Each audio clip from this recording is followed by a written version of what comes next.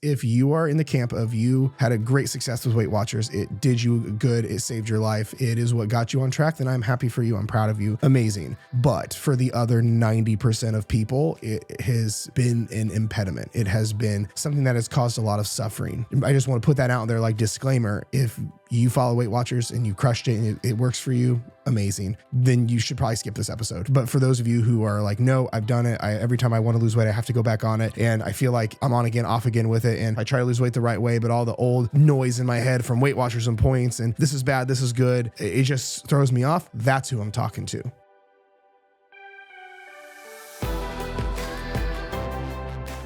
What's going on, guys? Welcome back to a brand new episode of Dieting from the Inside Out. If you are new here, welcome to the show. My name is Jared Hamilton and I am your host.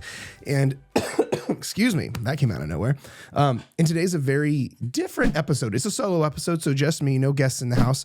But this is a very different kind of episode because I got quite a bit of notes on this one, actually, just so I can stay on pace. I normally don't have that many notes, but this is basically what I'm calling the Weight Watchers recovery episode. Now, I normally don't want to create my content just like bashing on other plans and programs or whatever. That's just not my vibe. But here's the reason I'm doing this episode. I'm going to make sure I do this in a respectful way, or do my best to do it in a respectful way. I've been actually having this idea of doing this episode for a while now, because I would say in our client base, in our community base, I would say like maybe 80 to 90% have so many of their issues around weight loss stemming from their time in Weight Watchers.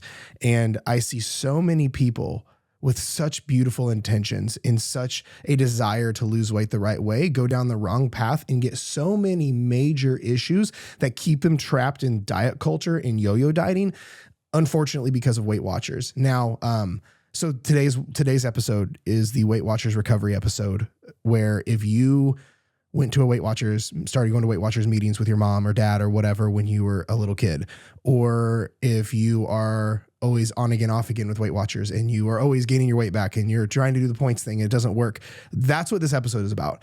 I want to basically show you why that avenue is what's actually keeping you trapped in making weight loss 10 times harder, and why most people in Weight Watchers fail and always gain their weight back and always stay trapped in this cycle, as well as what to do moving forward. Okay, like what should you be doing instead of Weight Watchers? Again, I don't like creating content, or at least a lot of content around just bashing other things. But I think from an education standpoint, it's important for you to know and understand why the most popular diet under the sun that most people try and go to is getting royally fucked by. Okay, so that's what we're gonna get into.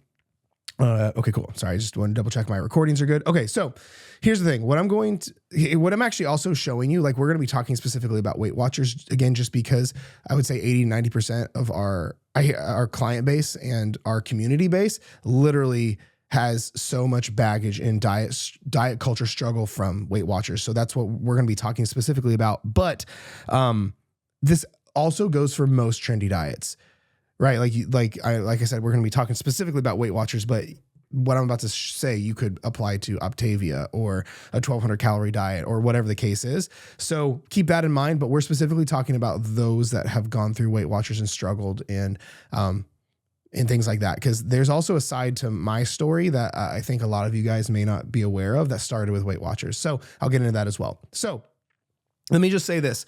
If you are a fan of Weight Watchers, if you are the minority saying, no, I did it, it worked for me, I love it, it saved my life, I'm happy for you. Good.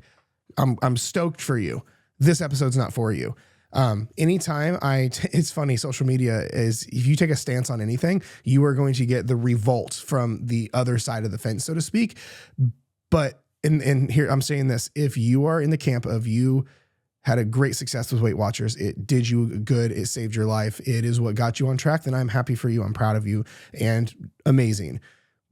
But for the other 90% of people, it has been an impediment. It has been something that has caused a lot of suffering. That like specifically we have to, like from a coaching standpoint, we have to undo every single day, which is part of the job I sign up for, right? But I'm telling you, I just want to put that out there like disclaimer. If you follow Weight Watchers and you crushed it and it works for you, amazing. then you should probably skip this episode. But for those of you who are like, no, I've done it. Every time I want to lose weight, I have to go back on it. And I feel like I'm on again, off again with it. And I have all this stuff. I try to lose weight the right way, but all the old noise in my head from Weight Watchers and points, and this is bad, this is good, it just throws me off. That's who I'm talking to, which is the majority of people. Okay. So, I'm just looking at my notes here if you're watching the video. Okay. So here's a little bit of my story that a lot of you guys don't know about. I was actually given a Weight Watchers book when I was like, I don't know, 10, 11, 12, something like that. I haven't talked about my story as much lately, but I was a really struggling fat kid growing up. With me personally, I was a husky kid, right? I was like, I didn't wear normal jeans. I wore husky jeans. I remember being probably, 10, 11, 12 is when like I started to get chunky, and all of a sudden I noticed like I didn't look the same as everyone else at the pool. Right. Or I was like, I remember specific instances like at pool parties, and I'm like trying to suck in my stomach because I'm so insecure. Or, my friends and other kids I ran around with, like always had abs or always had flat stomachs. And then you got me with like, I'm just a chunky, 10, 11, 12-year-old. And I struggled, but I grew up, and the way I grew up and the people I was around, like they were all Weight Watchers people. So I'm like 10, 11, 12 years old, like talking to some, people I look up to. I'm like, hey, I don't like this. I don't like the way I look and feel. Like, how do I get this to go? How do I get my stomach to go away? And it was, just track points, just count points. And I go, well, what's a point? Like, how's that work? And I was given like what you would buy at like the grocery store, a little like points book on how many points you need and what a point is and all that. And I'm going through it, and I can remember like the anxiety just like hitting, like, oh, I only get like, and it wasn't very like the point system's low. Like I only get like 16 points, or, well, then it was in my head, like, well, these are free foods or 0-point foods, but then so I can eat as much of those as I want. But then these foods are like, oh wow, that one muffin takes like 3/4 of my points away. And it just, I remember the anxiety and the struggle and the overwhelm I had of just like deer in the headlights. I'm like, I don't know what to do. And then when I would try to start doing Weight Watchers as a fucking child, I remember like, it was just so confusing and so overwhelming of like, okay, these points, if I eat these points, I'll lose weight, but I was so hungry, or I couldn't eat the foods that I enjoyed because they were too high of points. And then I would be out of points by like, I remember being out of points by like noon, and I'm like, fuck. So I know where a lot of you guys are coming from. I haven't talked about this side of my story in a long time. I probably should, but I get it. Like I was literally given a Weight Watchers book, and I started trying to finagle my own, makeshift version of it when I was just a kid. And I remember all the frustrations and the anxieties and things like that. But here's the thing. This is from my perspective of why Weight Watchers is not a good plan. Like I'm telling you, to give more context, I've coached people for the last 11 or 12 years on how to sustainably lose the weight and have it never come back again. Like how to keep the weight off forever. And I know what it takes. I'm really good at my job. I know exactly what it takes to cause massive transformation. So I want to just break down for you real quickly why Weight Watchers is a terrible plan, and then some things that you need to be doing moving forward now. Okay. So if you see watching the video, I actually have this from an older post I made, but there's several reasons why Weight Watchers is keeping you struggling, keeping you stuck, and is for most people a terrible idea. Because here's the thing. Weight Watchers at first seems okay. It's like, we talk about like calorie deficit. You got to be in a calorie deficit. Oh, well, points deficit. And okay, whatever. Like you can eat anything. They don't demonize food. That's right. Weight Watchers does an okay job on the, at first of not saying these foods are bad, these foods are good. And it does an okay job with that. But then when you get into their actual system, it almost like passive aggressively or subconsciously like demonizes foods and hurts people's relationship with them because of how their setup is. Okay. So reason number one that it's a terrible idea. It's the free food mentality or whatever version of Weight Watchers you're following. It's the same thing. Free foods, 0-point foods, whatever. Like I was getting some flack online because I was answering a Q&A about Weight Watchers and someone's like, oh no, their new rendition of it is different. And I literally looked it up. And instead of calling things free food, they're called 0 point foods. Well, fun fact, guys, 0 point foods still have calories. Okay. And what do people do when things are free?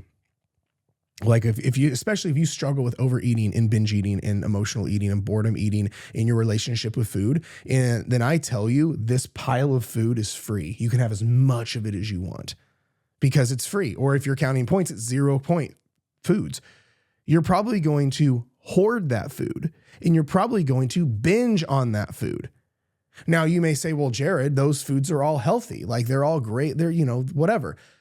Here's the thing. There may be health benefits to those foods, but I don't like the relationship with food where you're like, oh, this is free and 0 points. I'm going to hoard it and binge the fuck out of it. That is disordered style patterns. And that is not a good relationship with food. Like you ever go to like a state fair or a county fair or like free samples at Costco or whatever. And you see that person who like, as soon as anything's free, they're like, it's free, it's for me. And they hoard it all. The person at Costco who instead of taking one bite of the sandwich, they literally take like all the samples. Or the person at like the like going through county fairs or state fairs or whatever, vendor booths, situations like that where vendors come out and stuff. And instead of taking like one thing, they take all of your stuff. That's literally what you're doing when you're in Weight Watchers. You're like, ooh, free food, 0 point food. I can hoard it and binge on it. I don't care even if it was truly zero everything. I don't like that relationship dynamic where you go, these foods are bad, these ones are good, and I'm going to binge on them out of a still emotional place or a deprived place or things like that, or a ravenous place. That is not okay. I don't care what food it is. It's almost like the concept of like we talk about with emotional eating. Like what if instead of emotional eating, you emotionally like cleaned your bathroom? Like, cool, yeah, you cleaned your bathroom and that was a positive thing. But if you're emotionally cleaning your bathroom and that's your only way to cope with negative emotions, that's suppressive still. Cool, yeah, something got clean, but you're still suppressing your emotions with cleaning. That's still a bad habit. That's still a thing that is going to cause problems elsewhere. So just because of food, maybe 0 points or free or whatever, it doesn't mean it's a good idea to just go batshit crazy on it. That tells me, again, we have a poor relationship with food.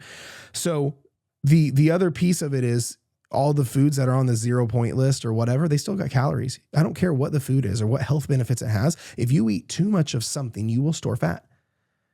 This is why I'm getting into in the next piece of this. Calories and points are not interchangeable. It's not a different unit of measure. Like technically it is, but it's not an accurate unit of measure on the conversion of, it's not like, if I have a dollar equals 100 pennies. It's not like that with calories where like 1 point equals this many calories. Points is their weird algorithm of all the macros and health indicators and like percentages of this and all this other stuff. And it causes issues because it's a very imperfect system. So, but I'll get into that here in a second. But that's why the free food mentality keeps a lot of people stuck. I know so many people who have followed Weight Watchers who they're like, I don't know why I'm eating in my points and I eat all these they're free foods or the calorie or the point free foods and I can't lose any weight. It's because they're eating still too many calories because they're going overboard on the free or 0 point foods. Okay. That's the first reason. Second reason is when you compare Weight Watcher points to calories, most people are severely under eating, which then causes adherence issues, metabolic issues, binge eating, in a bad relationship with food. So here's the thing.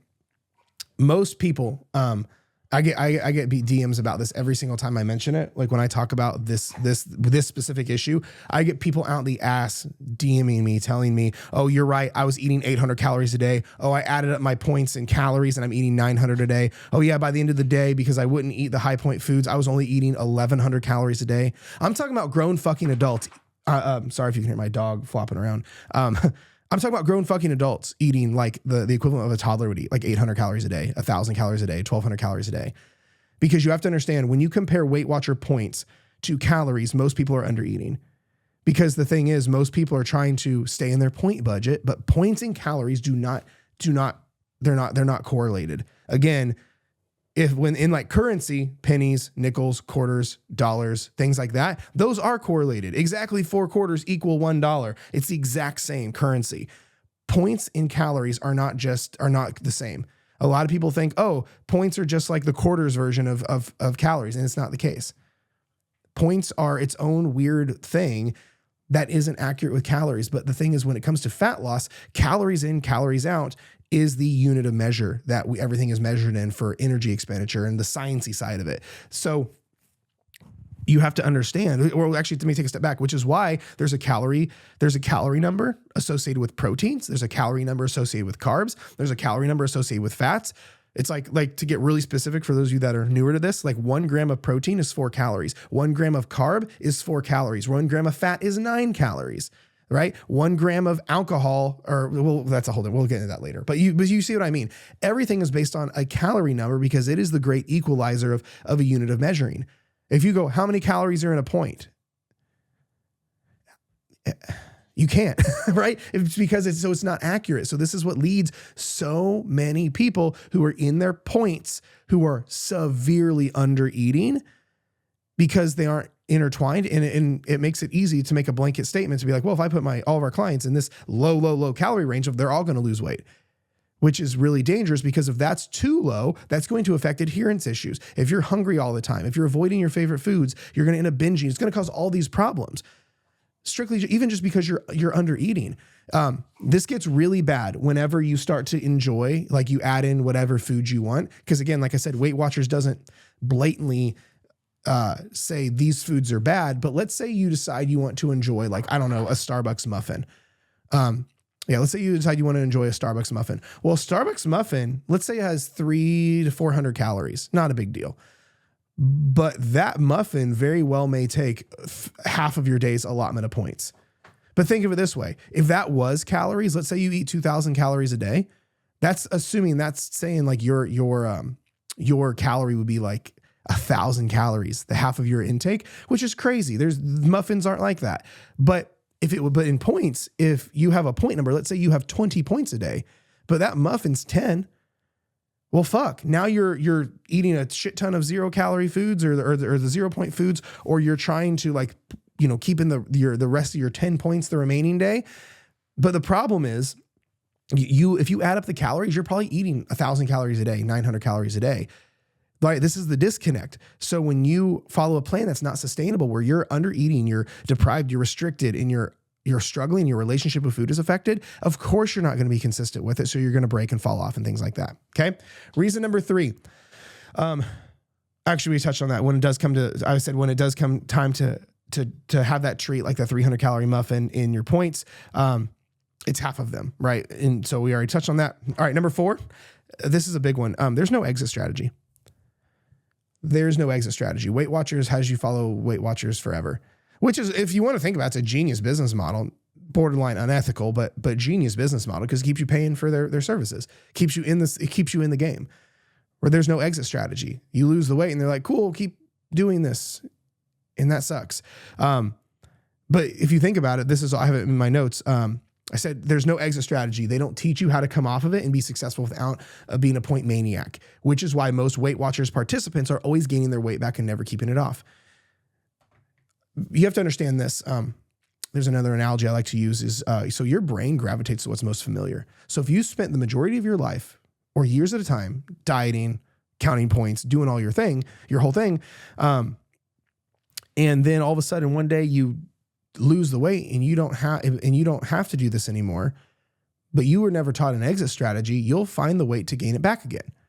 It's almost like your brain doesn't have a job. Let me think of it this way. What do most people who retire, as soon as they retire, they find themselves like getting a part-time job or keeping themselves busy, or most retired people I know say, I'm busier now than I ever was when I was working. It's because they had a job their whole life, and then one day they don't have a job and their brain goes, I don't like this, and I'm used to being busy. So they go find a way to stay busy. Or another one we see a lot is, let's say you've raised a family of kids for years, and then now out of nowhere, they all go to college and you're empty nesters. Yeah, it'll be cool for a minute, but then most parents I've seen find themselves almost parenting other people, spending more time with their nieces and nephews, or doing something else like at their church or their community where they're helping parent almost because they were a parent for all their years and now all of a sudden empty nesters, but their brain goes, we need to parent something, and they go take care of something. It's no different here. If you have been a perpetual dieter or been on a diet more than you've been off a diet, and you always have gained and lost, and you've been in this game for years at a time or your whole life, then one day you happen to get all the weight off, your brain's out of a job. And this is when people subconsciously find a way to gain back all the weight they did lose. And what's ironic is most people who do this, this is where it gets really trippy. They go back to their exact starting weight. No more, no less. Like if you were at like 200 pounds and you got down to like 150 pounds, you didn't gain back 250. You gained back to like right at 200, not 205, not 210, like 200.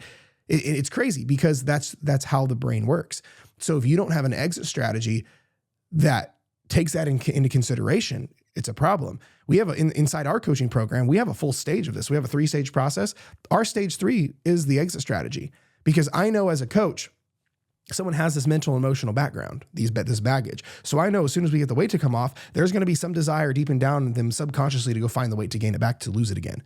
So we need to not only set up the proper maintenance protocol, we need to also plan for that sabotage, knowing that desire is going to come, so we're ready for it, but then also create a new familiar that the brain can gravitate to. This is way deeper than just count your points, right? So that's the other piece with it. Okay, moving on. Reason number 5, the weekly weigh-in. The weekly weigh-in. Now, I am told this one is different now. I hear stories back and forth. I hear some people say, oh, we never did a weekly weigh-in. And then some people say, oh yeah, it was terrible. It was the most embarrassing thing I've ever dealt with. So in my notes, I have the reason number 5 is the weekly weigh-in in front of their peers. Number 1, it's not an accurate way to use the scale at all, just weighing once a week. Number 2, it creates a worse relationship with themselves and the scale because it's being used inappropriately. And if it's this like shameful thing in front of your peers, that's not okay. And then number 3, it's using social embarrassment as a means to drive adherence. That's fucked up. Again, I've heard both stories. Some people tell me their Weight Watchers meetings, they never did the weigh in front of your peers, but I know a fuck ton that have. So that's an issue. Okay, so those are the main reasons why Weight Watchers is not the best plan for most people, and it keeps a lot of people stuck. Okay, so what to do now? So you're like, all right, Jared, this makes sense. All right, what should I do? Number 1 is you probably need to write an inner child letter. Okay. It's getting hot in here. I'm going to turn the fan on. You probably need to write an inner child letter. So what I mean by that is this is something we have our clients do, and I talk about in my 180 Academy course. But there's an old saying, to heal the man, you must heal the little boy. To heal the woman, you must heal the little girl. And when it comes to this diet culture stuff, and especially Weight Watchers, most of you have been put on that at a very young age. You went to Weight Watchers meetings with mom, or you were like me and got handed a points book when you were 10, or this has been a thing that you've been struggling with since you were a little kid. Well, maybe you need to write a letter to that little kid. The cool thing with inner child work and in psychology is there's this concept called reparenting or inner child work, where you have this inner child that lives in you. It's a thing. And a lot of times the issues there, because they were not handled, they manifest on the surface. Okay. This is why we call everything. That's why the show's called Dieting from the Inside Out. You have to take an inside out approach to all of this. Okay. So inner child letter, you basically, the easiest way to do this is just get out pen and paper, and think of it this way. You're writing a letter to the version of you that keeps coming to your mind, whether it be you at 10, you at 15, whatever. And especially if you're in the position where you keep thinking like, oh no, I have to go back to Weight Watchers. Oh, but I'm worried I'm going to gain my weight back. And you have this baggage around like, no, that's too many points still, even though you're not following Weight Watchers. Is write an inner child letter, basically relieving, let's say, her of her duties, right? It's almost as if the logical you is talking to the emotional child. Hey, look, first of all, thank them. Hey, thank you so much for doing your best and keeping us alive. Because that's the thing, any inner child issue for the most part is, even if the thing was messed up, it was a child doing the best they knew how. Like we see people who started binge eating when they were just like kids because it was a coping mechanism. But that's all a child knew how to do. That child, like when mom and dad fought, they're like, I'm just going to go to food because it makes me feel better. It's a kid. It didn't know any better. Don't shame the kid. Don't be like, you should have known, but like all this bullshit. No. Thank you for trying to keep us alive. Thank you for coping with that. That's all you know how to do. There should be some gratitude there. So when you're writing this inner child letter, number 1, thank the inner child. Hey, thank you for doing your best when we were little and keeping us alive and keeping us sane. Number 2, but I'm an adult now and you are officially relieved of your duties. We don't have to do Weight Watchers anymore. If you knew what I knew now, you would totally understand. Like literally, now is when you can have this conversation in this letter as if you're in the same room. A prompt I use when I'm like with clients and stuff is I go, cool. If I could somehow put you in the same room with the childhood version of you, would you have words? Would you have some stuff to say to her or him? And they're like, yeah, I fucking would. Oh my gosh. I go, yeah, then you probably need to say it in this letter. It's healing. So in this letter, number 1, thank them. Number 2, relieve them of their duties. Hey, I just want to let you know we don't have to be a points psychopath anymore. I just want to let you know we don't have to freak out about this. We don't have to eat low points anymore. It's okay. I promise, I'm an adult. I can take it from here. I'm telling you, some of you guys may be thinking I'm on the kooky bus, but I'm telling you, this is proven by psychology and it works. So you need to write an inner child letter. And then if you need to include everything else in there, like, yeah, I know mom and dad were crazy, but you know what? We're here now and whatever you feel compelled also to like let out in that letter, let it out there. Okay. So that's the first thing. Number 2, I am telling you right now, realize points are bullshit. And I want you to forget high point foods. Literally, points are bullshit. I know a lot of you that have tried Weight Watchers and been in it and done it, and the only time you've ever lost weight is during Weight Watchers, and that tells me it wasn't sustainable for you. But points are bullshit. Like next time, like you feel like the Weight Watchers demon come back, you're like at the grocery store, you're at a restaurant, you're like, oh, I want to get that, but then your brain goes, it's so many points. Be like, it doesn't matter anymore. Points are obsolete. That's what the message is. Points are now obsolete, and it doesn't work like that. Points and calories are not intertwined at all. So I am telling you, points are BS, and I want you to forget about the high point foods. And whenever you do have this like pattern of, oh, I shouldn't have that, that's a lot of points, or oh, whatever about points, big deep breath, it doesn't matter anymore. Okay. Number 3, free foods don't exist either. Here's the thing. Yeah, don't get me wrong. There are foods that's really hard to overeat, right? Because they're just so voluminous. They are not very calorie dense. Like it's so like for example, it's so hard to overeat like watermelon. You could literally, I think watermelon is like a pound, 100 calories a pound. Good luck eating 3 pounds of watermelon without feeling like Thanksgiving Day full, right? But here's the thing. I'm not going to say, oh, watermelon's a free for all. Have as much as you want. There's no such thing as 0 point foods or 0 calorie foods or negative calorie foods. Now, if someone's gaining weight and struggling with weight loss, is it because of their watermelon and broccoli, or is it because of like they're just overeating as a whole? It's because they're overeating as a whole. But here's the thing. I don't want you to get in the mindset of, oh, these are free, these are expensive. These are, I can have a free for all and binge and hoard, and these I can't. That's not how it works. At all. So I just don't want there to be that dynamic in that relationship with food where you go like, there's this line in the sand of these are all the ethically okay foods. These are the immoral foods, or these are the good foods. These are the bad foods. These are the free foods. These are the expensive foods. Because as soon as we start getting that kind of line in the sand, we're putting foods on pedestals and we're creating a harsh dynamic and relationship with food. And it's causing a lot of problems. Okay. So no free foods. All calories count. Whether you're counting them or not, all calories do count. Okay. Because from a fat loss perspective, you have to be in a calorie deficit to lose weight. There's no way around it. But again, it doesn't have to be this big, huge thing because we also need to build your calorie tolerance and your calories up to like an upper limit. So this is one of the first things that we do with a lot of clients is when clients come to us from like Weight Watchers or a trendy diet history, the last thing we should do is throw them right into a fat loss phase. Not only do we need to fix their inner game issues going on, but we need to get their caloric tolerance high. That's the thing is like there's these proven sides of fat loss from like reverse dieting to maintenance phases to metabolic priming and metabolic adaptation, where we're basically bringing your calories up strategically to where you can maintain at a higher calorie number. So the cool thing is you can do that with calories. There's no like reverse dieting for points, right? So that's what you have to understand.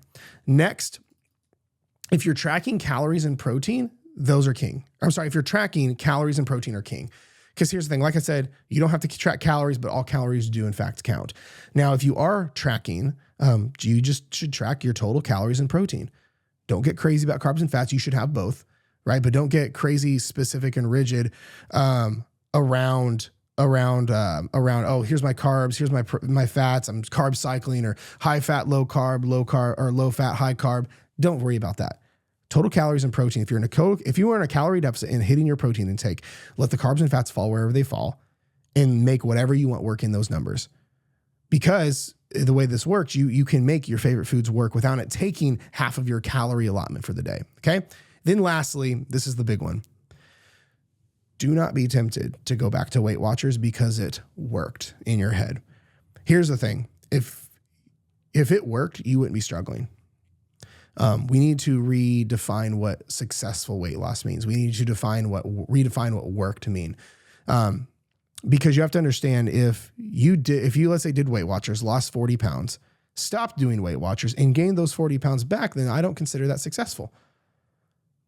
I mean, think about it. Would you move into a house that you knew you'd have to move out in 3 months because it was going to cave in on itself?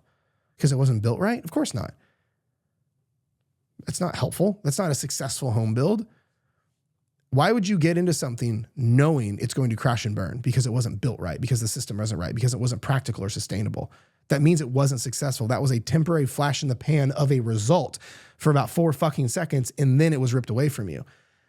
Because you have to understand, the motto that we teach clients is, if you can't do it for 10 years, do not touch it for 10 days. Because how you keep the weight off is going to be exactly how you maintain it. So you have to be careful how you lose the weight. I had someone try to argue with me on TikTok this past week where someone asked me about an opinion on a very specific diet protocol, and I was avidly against it. And the lady got triggered because, of course, she was following said diet protocol. And she said, well, even your program, your clients, as soon as they stop doing it, they're going to lose their results. So your program doesn't work either. And I go, no, exactly. If they stop following the habits, of course they're going to regain their weight, which is why we make sure all the habits are sustainable. Boom. And I'm like, well, if you quit brushing your teeth, are you going to be surprised when you get cavities? Well, no. So you don't stop brushing your teeth. Are you surprised if you quit going to work, you quit getting paid? No. So you don't quit going to work. It's no different. Of course, when we stop having a cause, an effect happens. Every cause has an effect. If I quit doing the thing, I quit getting the results of the thing. So for you, if you want to keep your weight off and you choose a method like Weight Watchers or some other trendy bullshit diet that is not sustainable, you know there's going to come a day you're going to have to stop, which means your weight's going to come back. This is exactly how it works. It's why you brush your teeth when they're clean. It's why you go to work every day, because you know as soon as you stop, bad shit happens. You quit feeding your dog, the dog dies. You quit brushing your teeth turn yellow. So you have your life set up in a way it's all sustainable where you can do it forever. Your teeth brushing routine, every day. So like it takes 2 minutes. You feed your dog, takes 2 seconds. You go to work, you pick a job that you can tolerate, that you plan on doing for a long fucking time.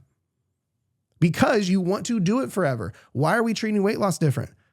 It's because you're impatient? It's because you like, oh, well, Janet lost 30 pounds in 30 days on Weight Watchers. Stop. What's practical that you could do literally till you die? Do that. That's how you should approach this. So don't be tempted to go back to Weight Watchers because it worked, because it didn't. It gave you a result that boosted something in your brain, and now you're like, I got to go back to it. You have to understand how you get your you have to understand how you make. Wow, I can't talk today. You have to understand how you make progress is going to look exactly like how you maintain that progress. And the thing is, the longer you do this back and forth, it's damaging your metabolism and it's damaging your psychology. I mean, think of it this way. If I practice guitar every week for 30 years, I'd probably be really good at guitar. But imagine, but a lot of you guys that are listening have been practicing gaining weight for 30 years. Or you lose weight, then you gain it back. You lose weight, you gain it back. You lose weight and gain it back. Well, now you're really skilled at gaining weight back. So now it comes second nature to you. It's because every time you do it, you get better at it. Every time you do it, you get better at it, which is why it's really important to stop this pattern of yo-yo dieting ASAP and get on something sustainable. Because every action is a habit that's moving forward. You're either getting momentum and moving forward or regressing and losing momentum. You don't just sit still just because you're struggling. You're actually digging yourself deeper into this hole. So I'm not saying that to be a Debbie Downer. I'm not saying that to be negative. I'm saying that to be real with you and to show you, like, do not be tempted to do the thing that worked before because it didn't work before. But your brain sees it as, oh, it worked. I have at least the best shot at that. No, you already been burned by that. Imagine this is what's crazy. Dieting is almost like trendy dieting, yo-yo dieting with these kind of setups. It's like going back to the boyfriend or girlfriend that cheated on you, that has a track record of being toxic and just is a degenerate. Imagine this. Imagine if we all have that friend who like goes back to their ex that like treats them like shit and cheats on them and stuff. And I see people talk shit about their friend who does that all the time. It's like, oh, you would think Sarah would have learned. Oh, there she goes, going back to that asshole again. You know what? He does this every time. I don't know why she keeps doing that. Meanwhile, you keep going back to the diet that didn't work for you. You keep going back to the weight that you gained. You keep going back to the method and the protocol that has nothing but failed you because it worked, right? Just like, well, he was nice. It's the same thing. We need to make a commitment not to go back to these things, okay? So those are the reasons why Weight Watchers is keeping you stuck and making things really bad for you, but as well as what to do now. Again, that's why I've been feeling the need to do this episode where it's basically the Weight Watchers recovery episode. So I hope this was helpful. Be sure and subscribe to the show if you haven't already, because dieting from the inside out, because outer work without inner work doesn't work. If you are newer here, so I do have some stuff for you. If you're newer to the show and my content, I do have some stuff in the description for you. Number one, if you have not gone through my free course, if you're like, holy fuck, you just like ripped everything I knew about fat loss out from underneath me, I don't even know what to do now. I have a course for you. It's free. It's called the Fat Loss Checklist. It's in the description where you can go through it and I will show you everything about how to lose weight the right way. And I don't hold anything back. So there's that. The second thing, if you, let's say you're a person who thrives in community, you just want to be around people who are doing the right things and you want to learn more about this stuff and about how to do things the right way. I have a group on Facebook called Fat Loss Simplified. I'll leave a link below as well. Just request to join, answer the questions, and I'll make sure my team lets you in. And then finally, if let's say you're listening to this and you're like, I'm just tired of the struggle and I want help. I want like one-on-one attention where we can end this bullshit as fast as possible. That's what one-on-one coaching is for. And I'll leave a link below if you want to apply for coaching. Otherwise, that is it. Thank you for listening and being here. I appreciate you. And I'll talk to you guys next week.